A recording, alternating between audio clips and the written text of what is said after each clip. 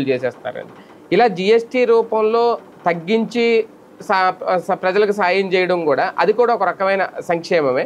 అంటే భవిష్యత్తులో ఇలాంటి హామీలు కూడా ఏమైనా ఎన్నికలకు ముందు వచ్చే అవకాశం ఉంటుందా? మేబీ కాంగ్రెస్ తెలివైన వాళ్ళు అయితే ఆ పని చేయాలి.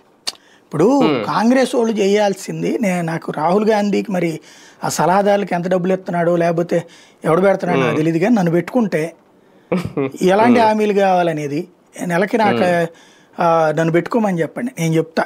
పబ్లిక్ అంశాల మీద హామీ ఇవ్వాలా. ఎలాగా? నేను వస్తే ఇన్కమ్ ట్యాక్స్ 20 లక్షల దాకా నో ట్యాక్స్ మా కాంగ్రెస్ మా కూటమి వచ్చిందంటే, అట్లాగే 20 లక్షల దాకా.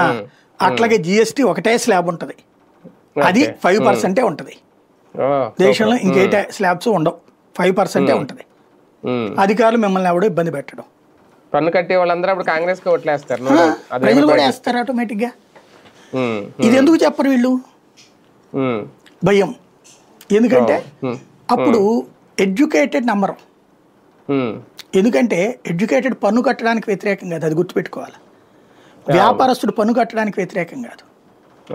పన్ను సవ్యంగా పోవాలనుకుంటారు, లంచాల బాధ లేకుండా ఉండాలనుకుంటారు, అధికార రాజ్య వ్యవస్థ ఉండకూడదు అనుకుంటారు. కాంగ్రెస్ ఉన్నప్పుడు అదే తలనొప్పి. కాంగ్రెస్ని ఇన్నిసార్లు ఓడగొడుతున్న కారణం అదే.